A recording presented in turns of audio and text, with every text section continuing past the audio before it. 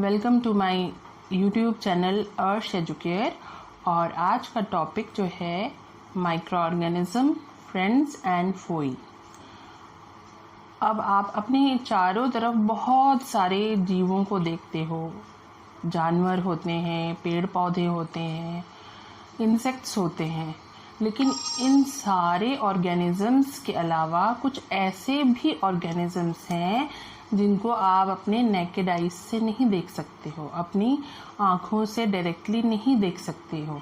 उनको देखने के लिए आपको माइक्रोस्कोप का यूज़ करना पड़ता है या फिर मैग्नीफाइंग ग्लासेस से भी कुछ जो है छोटे ऑर्गेनिजम्स आप देख सकते हो। इन ऑर्गेनिजम्स को हम क्या बोलते हैं? Micro organisms. माइक्रो मीन्स बहुत ही सूक्ष्म या बहुत ही छोटे। तो माइक्रो ऑर्गेनिजम्स उन ऑर्गेनिजम्स को बोला जाता है जिन्हें आप अपने नेकेड आइज से नहीं देख सकते हो। ठीक है। अब आप बोलोगे माइक्रो ऑर्गेनिजम्स रहते कहाँ हैं? जैसे जानवर तो कुछ वाइल्ड एनिमल्स जंगल में रहते हैं, जिनको हम पालते हैं, वो हमारे साथ रहते हैं। लेकिन ये माइक्रो ऑर्गेनिजम्स कहाँ रहते हैं? तो ये माइक्रो ऑर्गेनिजम्स हर जगह हैं। डेजर्ट्स में हैं, ओशन में हैं, आपके ग्लेशियर्स में हैं, हॉट स्प्रिंग्स में हैं। ये हर जगह आपको मिलेंगे, यहाँ तक कि आपके बॉडी के अंदर भी माइक्रो ऑर्गेनिजम्स हैं। और आपके पेट में सबसे ज़्यादा माइक्रो ऑर्गेनिजम्स रहते हैं। ठीक है। अब ये माइक्रो ऑर्गेनिजम्स को हम ब्रॉडली 5 कैटेगरीज में डिवाइड करते हैं। सबसे पहले जो आता है वो है bacteria, fungi, algae, protozoa and then virus. तो बैक्टीरिया क्या होता है? बैक्टीरिया यूनिसेलुलर माइक्रो ऑर्गेनिज्म होता है। इसका मतलब वो एक सेल का बना होता है। जैसे हमारी बॉडी जो है बहुत सारे सेल्स से बनी हुई है, अनगिनत सेल्स से बनी हुई है हमारी बॉडी। ठीक है। लेकिन बैक्टीरिया केवल एक सेल से बना होता है, इसीलिए वो यूनिसेलुलर माइक्रो ऑर्गेनिज्म कहलाता है। और उसको हम फर्दर 4 कैटेगरीज में डिवाइड करते हैं अकॉर्डिंग टू देयर शेप। ठीक है। अगर वो आपका रॉड शेप का होगा तो हम उसे बोलते हैं बेसिलाई। अगर वो स्फेरिकल शेप का हुआ तो उसे कोकाई। अगर वो कोमा शेप का होगा तो हम उसको विब्रियो बोलते हैं।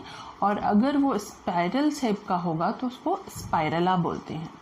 ठीक है। तो नेक्स्ट आपका आता है फंजाई। फंजाई क्या होता है? फंजाई होता है यूकैरियोटिक ऑर्गेनिजम्स। ठीक है। और यूकैरियोटिक का मतलब क्या हुआ कि उसके सेल में जो है बहुत सारे ऑर्गेनेल्स होते हैं। ठीक।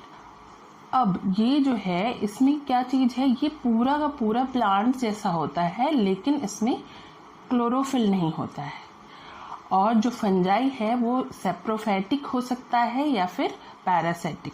सेप्रोफैटिक किसको बोलते हैं? जो कि डेड एंड डिकेइंग मटेरियल से अपना जो है न्यूट्रिशन लेता है। और पैरासाइटिक किसको बोलते हैं? जो कि होस्ट के बॉडी से अपना न्यूट्रिशन लेता है। इसके जो बहुत अच्छे एग्जाम्पल्स हैं वो हैं आपके मशरूम, मोल्ड एंड ईस्ट। उसके बाद आपका आता है प्रोटोजोआ। प्रोटोजोआ क्या होता है? यूनिसेलुलर यूकैरियोट्स होता है ये भी, लेकिन ये हेट्रोट्रॉफिक होता है। मतलब ये अपना खाना दूसरे से लेता है। ये या तो फ्री लिविंग होता है या फिर पैरासाइटिक होता है। पैरासाइटिक का मतलब आपको मैं बता चुकी हूँ। ठीक है। और इसके जो ये ज़्यादातर इक्वेटिक हैबिटाट में रहता है, मतलब जहाँ पे थोड़ी नमी हो पानी में, इनमें मोस्टली ये जो है आपके प्रोटोजोआ मिलते हैं। और 2 एग्जाम्पल्स जो हैं इसके हैं पैरामेसियम एंड अमाइबा। उसके बाद आपका आता है एल्गी। एल्गी क्या होता है? ये फोटोसिंथेटिक यूकैरियोटिक ऑर्गेनिजम्स होते हैं। ठीक है। ये जो है फोटोसिंथेसाइज कर सकते हैं और ये मल्टीसेलुलर होते हैं। मोस्टली ये जो है एक्वेटिक होते हैं, जैसे कि red blue algae, blue green algae. आपने गाँव में या बहुत तालाब वगैरह देखा होगा, झीलों को भी देखा होगा, जिसमें एक ग्रीन कलर की लेयर सी रहती है। ये जो ग्रीन लेयर आपको पानी के ऊपर तैरता हुआ दिखता है ना, दैट इज एल्गी ओनली। ठीक है। उसके बाद आपका आता है वायरस। वायरस को हम जो है माइक्रो ऑर्गेनिज्म में काउंट करते हैं, लेकिन ये बाकी जो ग्रुप्स हैं उससे थोड़ा डिफरेंट है। डिफरेंट किस लिए है? क्योंकि ये जो है लिविंग और नॉन लिविंग के बीच में रहता है। इसका मतलब क्या हुआ? जब ये किसी के बॉडी में इंटर करता है तो वो लिविंग सेल्स के जैसे काम करता है, वहाँ वो मल्टीप्लाई होता है। और जब ये बॉडी के किसी होस्ट के बॉडी से बाहर निकलता है वायरस, तो वहाँ इनएक्टिव हो जाता है, मतलब वो dead, as a dead body के जैसे रहता है वो। तो अगर ये लिविंग सेल्स के अंदर चला जाए तो वहाँ पे वो एक्टिव हो जाता है, लिविंग सेल में कन्वर्ट हो जाता है, और बाहर वो नॉन लिविंग थिंग में कन्वर्ट हो जाता है।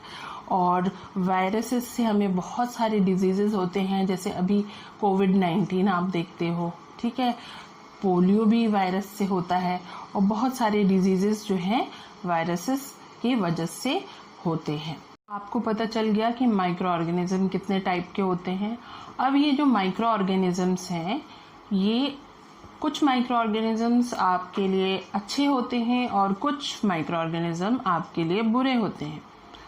तो सबसे पहले मैं आपको बताऊंगी कि माइक्रो ऑर्गेनिजम्स हमारे किस किस काम आते हैं, ठीक है। और इनको हम क्या बोलते हैं? Friendly micro organisms.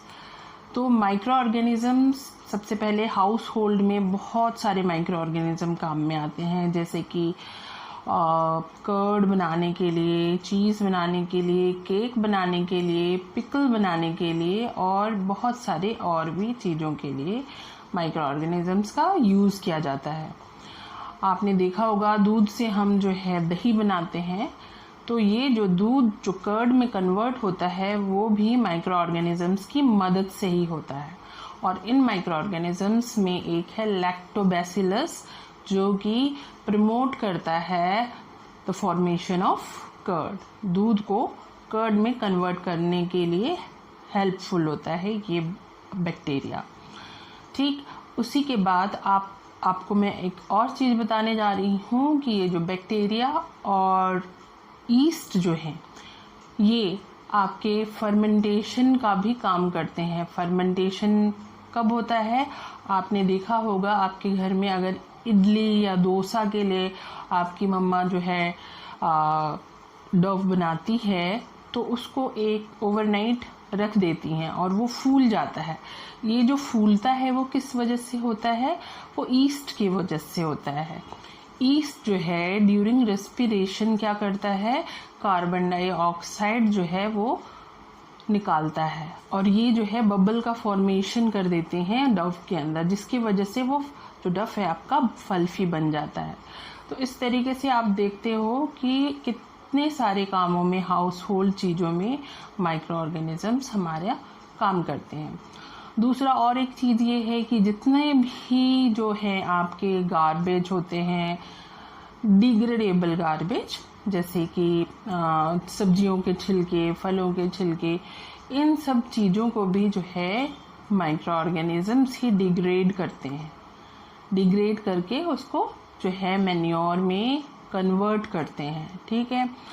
अब ये तो हो गया हाउस होल्ड यूज़। अब आपको बताती हूँ मैं कि कमर्शियली क्या क्या यूज़ होता है इनका, माइक्रो ऑर्गेनिजम्स का। तो सबसे पहले जो है इनका यूज़ होता है production of alcohol, wine and vinegar. Vinegar को हम एसिटिक एसिड भी बोलते हैं, ठीक है।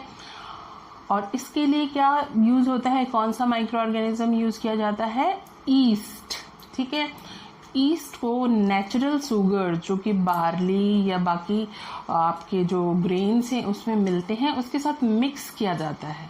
और जब ये जो है ईस्ट जो है क्या करता है, जो इसमें जो शुगर है, नेचुरल शुगर, उनको डिग्रेड करके अल्कोहल में कन्वर्ट कर देता है। तो ये जो प्रोसेस है शुगर से अल्कोहल का फॉर्मेशन, इसी को क्या बोला जाता है? फर्मेंटेशन, ठीक है। और ये फर्मेंटेशन का प्रोसेस बहुत सदियों से चला आ रहा है, लेकिन इसकी डिस्कवरी जो है 1857 में लुइस पास्चर ने की थी। ठीक है, अब जो है medicinal use of micro organisms मैं आपको बताती हूँ। आप डॉक्टर के पास जाते हो, कभी ना कभी बीमार पड़ते हो तो डॉक्टर आपको बहुत सारे मेडिसिन प्रिस्क्राइब करते हैं। उसमें से कुछ मेडिसिन आपको पता होगा कि एंटीबायोटिक्स भी होते हैं, और ये जो एंटीबायोटिक्स आप खाते हो ये कहाँ से प्रोड्यूस किया जाता है? ये प्रोड्यूस होता है माइक्रो ऑर्गेनिजम्स से। ठीक है, माइक्रो ऑर्गेनिजम्स जैसे कि बैक्टीरिया या फंजाई को हम यूज़ करते हैं ऐसे माइक्रोब्स को ट्रीट करने के लिए जो कि डिजीज़ कॉजिंग माइक्रो ऑर्गेनिजम्स हैं। ठीक है, एंटीबायोटिक किसको बोला जाता है? एंटीबायोटिक ऐसे सब्सटेंस हैं जो कि किसी माइक्रो ऑर्गेनिज्म द्वारा ही प्रोड्यूस किया जाता है, लेकिन वो डिजीज़ कॉजिंग माइक्रो ऑर्गेनिजम्स को मार देता है या ख़त्म कर देता है। ठीक है, और जो सबसे पहला ये जो आपका एंटीबायोटिक था जिसकी डिस्कवरी करी थी वो थी पेनिसिलिन। ठीक, याद रखना ये पेनिसिलिन। और आप बाकी स्ट्रेप्टोमाइसिन, एरिथ्रोमाइसिन और टेट्रासाइक्लिन ये भी आपके एंटीबायोटिक्स में ही आते हैं। और एंटीबायोटिक्स का यूज़ ह्यूमंस तो करते ही हैं, लेकिन उसके बाद ये जो है पोल्ट्री फार्म में लाइव स्टॉक्स के लिए भी यूज़ किया जाता है, जहाँ पे पोल्ट्री फार्म या फिर ये जो फार्म में आप जो जानवर पालते हैं उनके फीड में एंटीबायोटिक्स को मिलाया जाता है और उन्हें खिलाया जाता है ताकि उन्हें कोई इन्फेक्शन या कोई बीमारी ना हो। उसके अलावा एंटीबायोटिक्स जो है प्लांट्स के लिए भी यूज़ किए जाते हैं, प्लांट्स की बीमारियों को दूर करने के लिए भी यूज़ में लाए जाते हैं। अब तीसरा जो यूज़ है माइक्रो ऑर्गेनिजम्स का क्या है? For the production of vaccine. अब वैक्सीन जो है लार्ज स्केल में किससे बनता है? ज़्यादातर माइक्रो ऑर्गेनिज्म से ही बनता है। ठीक है, अब जो सबसे पहला वैक्सीन जो है एडवर्ड जनेर ने बनाया था, किसके लिए? स्मॉल पॉक्स के लिए, 1798 में। ठीक है, अब बहुत सारे डिजीजेस जो है वैक्सीनेशन के थ्रू एरेडिकेट किए जा सकते हैं। अब आप पूछोगे कि जो ये वैक्सीन है ये काम कैसे करता है? तो सबसे पहले कोई भी माइक्रो ऑर्गेनिज्म जब आपके बॉडी में इंटर करता है तो आपका बॉडी का जो इम्यून सिस्टम है वो उस माइक्रो ऑर्गेनिज्म के अगेंस्ट एंटीबॉडीज प्रोड्यूस करता है। ठीक है, और ये एंटीबॉडीज जो है वो बहुत लंबे समय तक आपके शरीर में रहता है और आपका बॉडी ये जो है याद रखता है कि अगले बार अगर यही माइक्रो ऑर्गेनिज्म आपको फिर से इन्फेक्ट करेगा तो इससे किस तरीके से लड़ना है।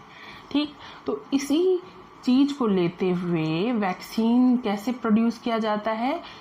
माइक्रो ऑर्गेनिज्म जो डिजीज कॉजिंग माइक्रो ऑर्गेनिजम्स हैं उनको हम एटेन्यूएट कर देते हैं, मतलब उनको हम कमज़ोर बना देते हैं या मार देते हैं और उनको हम आपके बॉडी में डाल देते हैं।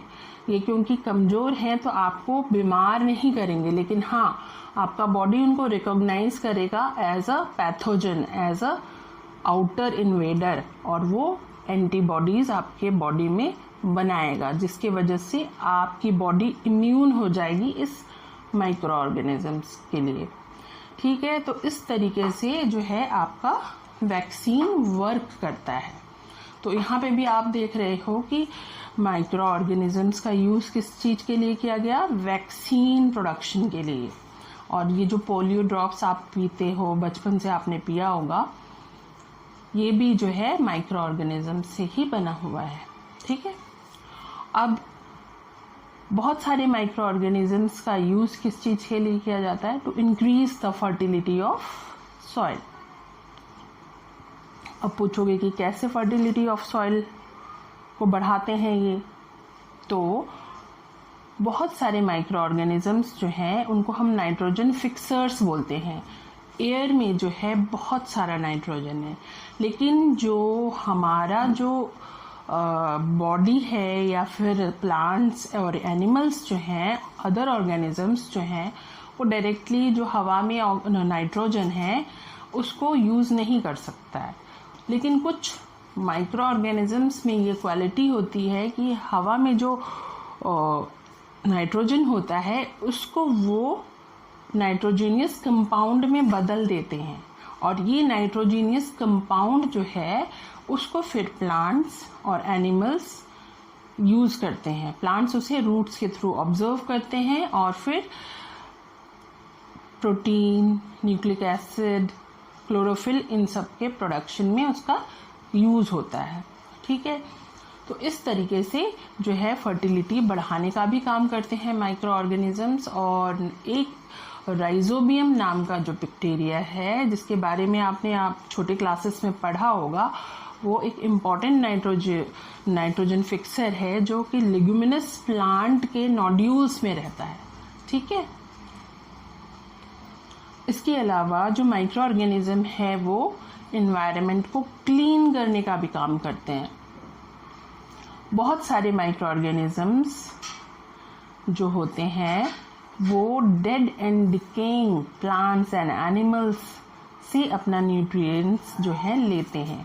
तो न्यूट्रिएंट्स लेने के लिए वो उसको डिकम्पोज करते हैं। इस तरीके से वो जो है हमारे एनवायरनमेंट को नीट एंड क्लीन बनाने का एक इम्पॉर्टेंट काम करते हैं। I will tell you about the harmful microorganisms. The microorganisms which causes disease in plants, animals and humans are known as pathogen. तो जितने भी माइक्रो ऑर्गेनिज्म हैं जो हमारे में डिजीज़ कॉज करते हैं उनको हम क्या बोलते हैं? पैथोजेंस। ठीक है, और डिजीज़ कॉज करने के अलावा ये जो माइक्रो ऑर्गेनिज्म है वो आपके फूड को है ना पॉइजनस बना सकते हैं।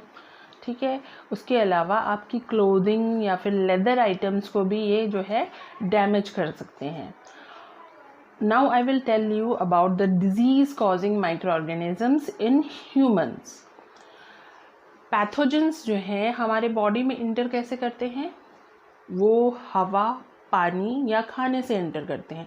इसके अलावा जो व्यक्ति बीमार है अगर आप उसके डायरेक्ट कांटेक्ट में हो तो आप में के अंदर ये जो पैथोजेनिक माइक्रो ऑर्गेनिजम्स हैं वो इंटर कर सकते हैं। ठीक है, अब ये जो माइक्रोबियल डिजीज़ है ये पर्सन टू पर्सन स्प्रेड करता है, लेकिन उसके अलावा जो है कैरियर्स जो होते हैं वो भी इसको स्प्रेड करते हैं। अब कैरियर क्या होते हैं? Carrier are some insects and animals that carries disease causing microorganism from one person to other person, like house fly। पहला एग्जाम्पल हाउस फ्लाई। ये जो है ये बहुत सारी जगहों पे बैठता है, गंदी जगहों पे भी बैठता है। ठीक है, वहाँ पे जब वो बैठता है तो उसके पंखों में और पैरों में जो है पैथोजेंस जो है अटैच हो जाते हैं। ठीक है, और ये उसके बाद उड़ के आपके खाने में बैठता है और आप वो खाना खाते हो, उसके बाद आप बीमार पड़ जाते हो। लेकिन हाउस फ्लाई को कुछ हुआ नहीं, हाउस फ्लाई को कुछ नहीं हुआ। तो ऐसे इंसेक्ट्स या एनिमल्स जो डिजीज़ कॉजिंग माइक्रो ऑर्गेनिज्म को हार्बर करते हैं लेकिन उनको है ना इन माइक्रो ऑर्गेनिज्म से कोई इफ़ेक्ट नहीं होता, उनको हम क्या बोलते हैं? कैरियर्स। दूसरा एग्जाम्पल है आपका female Anopheles mosquito. Female Anopheles mosquito क्या करती है? वो जो है मलेरिया फैलाती है, वो एक पर्सन से दूसरे पर्सन पे, और वो क्या कैरी करती है? Malaria causing protozoan that is known as plasmodium. ठीक, अब मैं आपको बताने जा रही हूँ disease causing micro organisms in animals. ठीक है, several micro organism cause disease in animals. For example, anthrax is dangerous human and cattle disease caused by a bacterium. तो बहुत सारे जो डिजीज़ हैं वो माइक्रो ऑर्गेनिजम्स एनिमल्स में भी कॉज करते हैं। एक है एंथ्रेक्स जो कि बैक्टीरियम से होता है, और इसकी खोज सबसे पहले रॉबर्ट कोच ने की थी 1876 में। ठीक है, उसके बाद फुट एंड माउथ डिजीज़ है जो कि वायरस से होता है, ये भी कैटल्स में होता है। और आपने स्वाइन फ्लू ये भी सुना होगा, बर्ड फ्लू ये भी सुना होगा।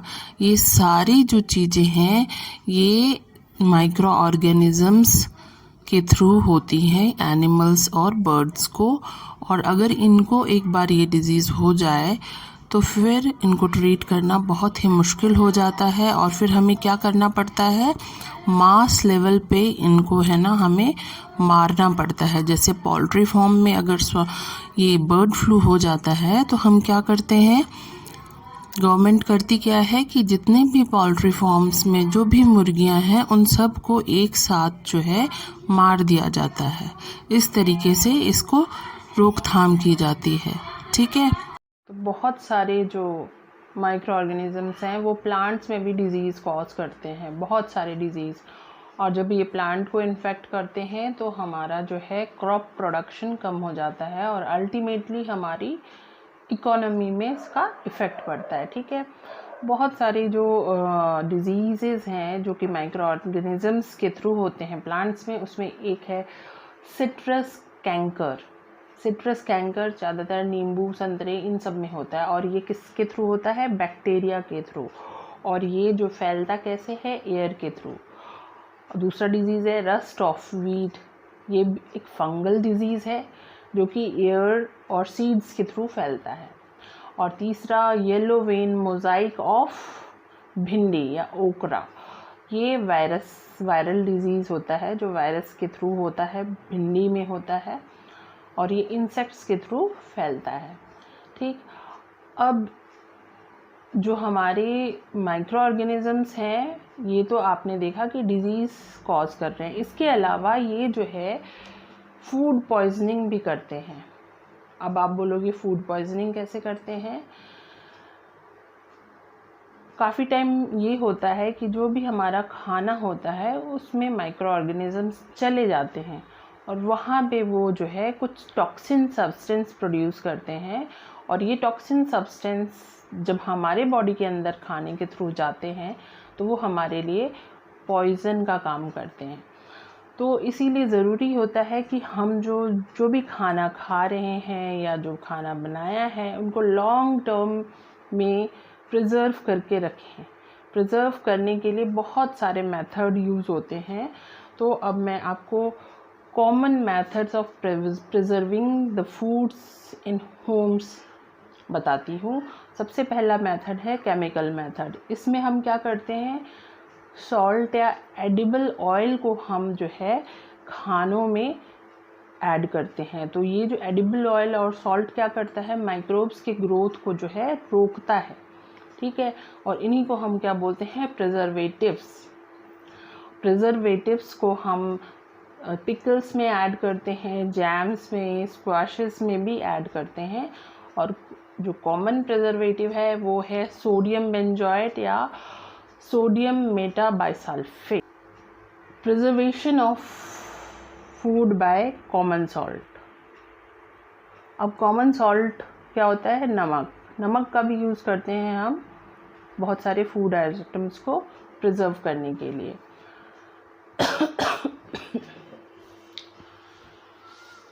तो ये जो सॉल्ट होता है, अगर हम किसी फूड आइटम में ऐड करते हैं तो सॉल्ट क्या करता है, जो वाटर कंटेंट होता है उस फूड आइटम का उसको वो निकाल देता है।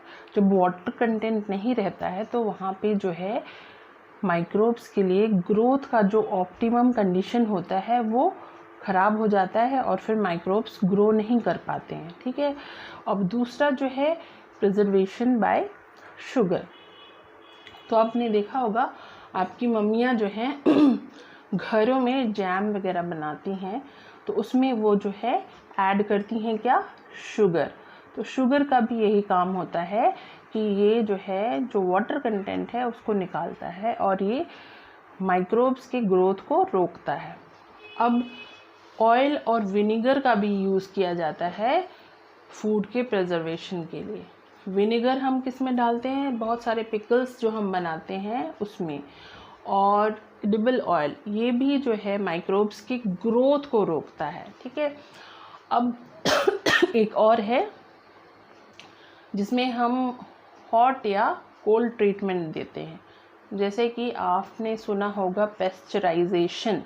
पेस्चराइजेशन का मतलब क्या होता है, इसका मतलब ये होता है कि दूध को हम 70 डिग्री सेल्सियस के लिए बॉईल करते हैं और अचानक से उसका जो टेम्परेचर है वो हम डाउन कर देते हैं। तो इससे क्या होता है, जितने भी माइक्रो ऑर्गेनिजम्स जो हायर टेम्परेचर में थे वो भी मर जाते हैं, जो लोअर टेम्परेचर में मर सकते हैं वो भी मर जाते हैं। तो हम पेस्चराइज्ड मिल्क जो है उसको विदाउट बॉइलिंग कंज्यूम कर सकते हैं। ठीक है, अब उसके बाद आता है स्टोरेज एंड पैकेजिंग। आपने देखा होगा बहुत सारी चीज़ों को हम जो है आजकल बहुत सारी फूड आइटम्स जो हैं एयर टाइट पैकेट्स में पैकेज्ड रहती हैं। तो ये जो एयर टाइट पैकेज होता है वो माइक्रोब्स को फूड कंटेंट के अंदर आने नहीं देता। इस तरीके से वो जो है स्पॉइल होने से लॉन्ग टर्म के लिए बच जाती हैं। अब मैंने आपको टर्म यूज़ किया था पेस्चराइजेशन। तो पेस्चराइजेशन में क्या होता है, मिल्क को हम हीट करते हैं 70 डिग्री सेल्सियस के लिए के टेम्परेचर तक लेके जाते हैं और उसको 15 से 30 सेकंड तक 70 डिग्री सेल्सियस में बॉईल करते हैं और फिर अचानक से उसको हम जो है चिल्ड कर देते हैं और इसको स्टोर कर देते हैं। इस तरीके से दोनों तरीके के माइक्रो ऑर्गेनिजम्स जो हैं इसमें ग्रो नहीं कर पाती हैं। लोग चैप्टर के ऑलमोस्ट लास्ट में पहुंच चुके हैं और अब मैं आपको बताती हूँ नाइट्रोजन फिक्सेशन के बारे में। तो आपको पता है 78% जो एयर है उसका कॉन्स्टिट्यूएंट है नाइट्रोजन। इतना ज़्यादा नाइट्रोजन होने के बावजूद भी हम उसको डायरेक्टली यूज़ नहीं कर सकते, ना ह्यूमंस कर सकते हैं, ना एनिमल्स, ना प्लांट्स। इनको यूज़ हम नहीं कर सकते, लेकिन हमारे बॉडी में हमारा बॉडी में जो प्रोटीन है, जो न्यूक्लिक एसिड है, जो क्लोरोफिल है और बहुत सारे जो एंजाइम्स हैं वो और बहुत सारे जो हॉर्मोन्स हैं वो सारे जो हैं उनमें नाइट्रोजन प्रेजेंट होता है। ठीक है, तो नाइट्रोजन एक इसेंशियल कंपाउंड है हमारे बॉडी के अंदर और एनिमल्स के बॉडी के अंदर भी और प्लांट्स के लिए भी। लेकिन हम उनको डायरेक्टली यूज़ नहीं कर सकते नाइट्रोजन को, एटमॉस्फेरिक नाइट्रोजन को। तो कुछ माइक्रो ऑर्गेनिजम्स हैं जो इस एटमॉस्फेरिक नाइट्रोजन को नाइट्रोजनियस सब्सटेंस में, कंपाउंड्स में बदलते हैं। ठीक है, और सॉइल में मिक्स कर देते हैं। और ये जो सॉइल में जब मिक्स होता है ये नाइट्रोजन, तब प्लांट्स जो हैं रूट्स के थ्रू उनको लेते हैं और फिर उनको यूज़ करते हैं। और इन्हीं प्लांट्स को जब एनिमल्स खाते हैं और हम खाते हैं तो हमारे बॉडी में भी वो नाइट्रोजन आ जाता है और फिर न्यूक्लिक एसिड और प्रोटीन के फॉर्मेशन में वो काम में आता है। ठीक है, और जब ये एनिमल्स और प्लांट्स जब मरते हैं तो इनका बॉडी को जो है डिग्रेड भी कौन करता है, माइक्रो ऑर्गेनिजम्स ही करते हैं। ठीक है, और माइक्रो ऑर्गेनिज्म डिग्रेड करते हैं तो जो ये नाइट्रोजनियस सब्सटेंस है वो सॉइल में चला जाता है। लेकिन कुछ माइक्रो ऑर्गेनिजम्स ऐसे हैं जो सॉइल में जो नाइट्रोजनियस कंपाउंड है उसको जो है ये फिर से फ्री फॉर्म में कन्वर्ट कर देते हैं और